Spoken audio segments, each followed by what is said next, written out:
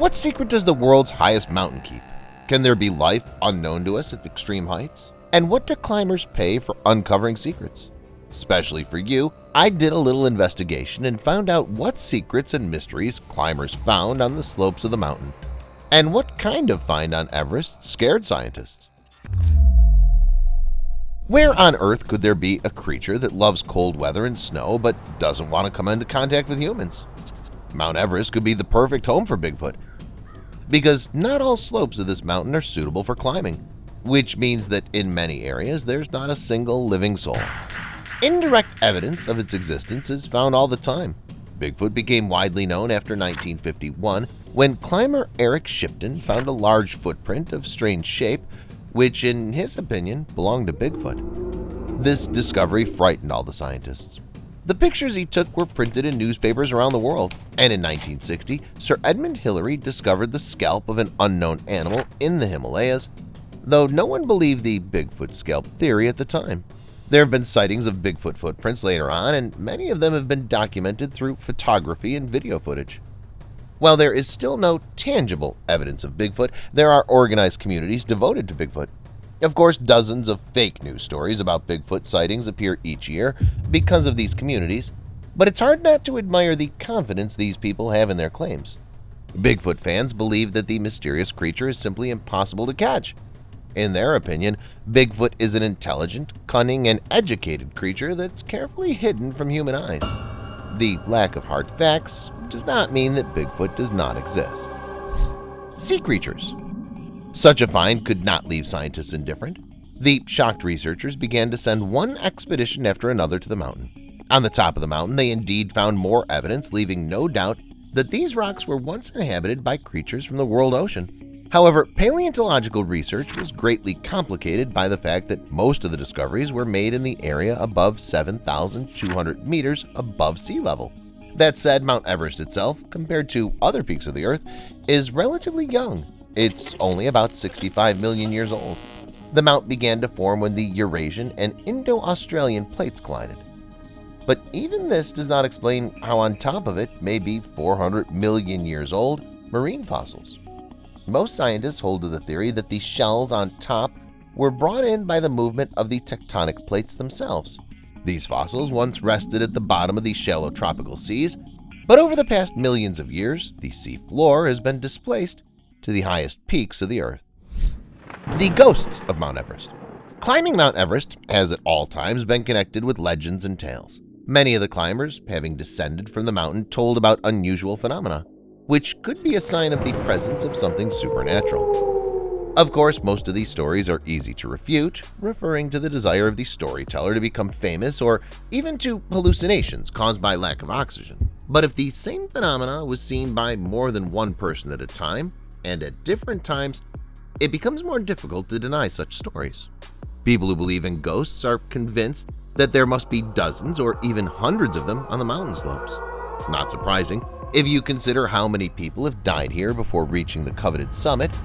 Throughout the history of climbing, there have been a lot of stories about encounters with ghosts. For example, in 1975, Nick Escott, a member of the British Mount Everest expedition, faced a strange and eerie ghost on the slope of the mountain. On a clear, moonlit night, Nick was climbing from Camp 4 to Camp 5, holding on to a specially attached rope. The visibility was excellent. As he climbed 60 to 70 meters above Camp 4, Nick suddenly felt someone following him. He turned around and saw a dark figure behind him. The climber thought someone from the team was trying to catch up with him, so he stopped. But it was pointless to wait for the man behind him. Even though Nick stopped several times, the chaser never approached him. And when Escott turned around again 20 minutes later, there was no one behind him. Where had the strange figure gone if there was only one narrow road leading down? In 2004, a hiker told that on his way up the mountain, he'd met the ghosts of dead mountaineers. The ghosts appeared to the man as blurry black shadows begging for some food. Maurice Wilson Diary. One of the Everest mysteries that still perplexes scientists is the story of Maurice Wilson. Wilson was a British pilot and climber. He became famous for his unsuccessful attempt to climb Mount Everest alone in 1934. He was often characterized as eccentric. He envisioned the mountain as a great spiritual challenge, and he intended to climb it to strengthen his faith. To carry out such an ambitious plan, the man had neither the expertise nor the necessary physical conditioning. Gravely wounded by a bullet during World War I, Wilson had poor left-handedness. In addition, during his travels around the world after the war, the pilot contracted tuberculosis, which had a very bad effect on his health. But the man was unwavering in his desire to climb the mountain.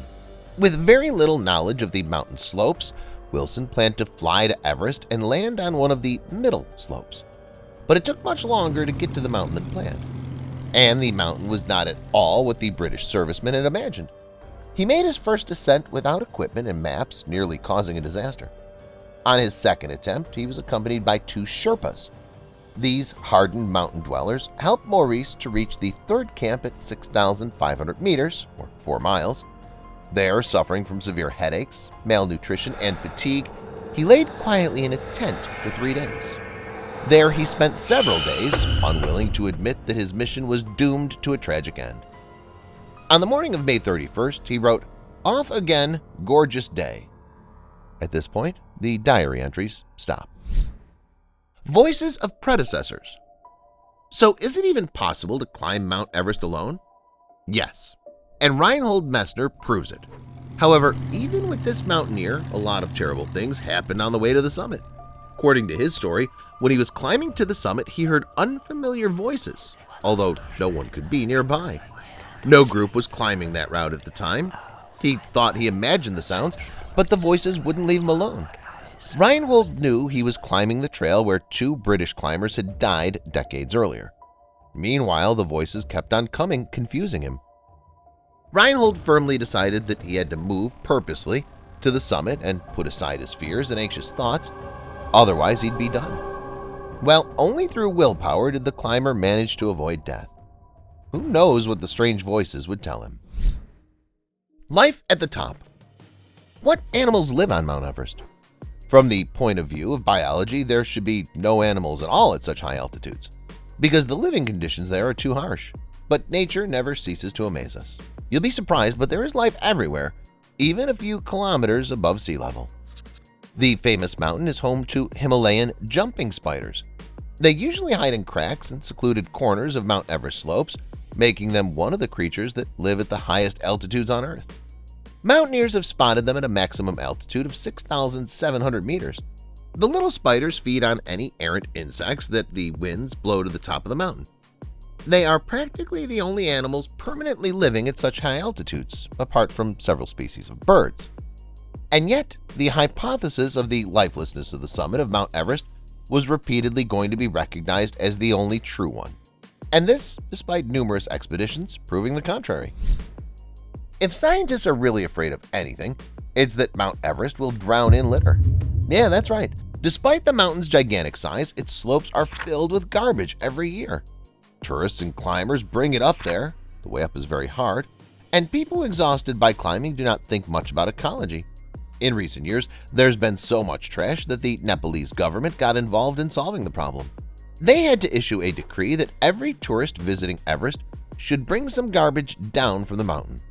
Another plan was proposed whereby the tourists would put the trash in huge, heavy-duty bags, which would then be removed with the help of helicopters. But there was a drawback to this plan. Using a helicopter to get close to the mountainside is extremely dangerous. Even today, helicopters are only used here to deliver what's needed to Everest base camps, which consider the first steps on the way to the summit. Helicopters will go above only in an emergency situation and to save lives.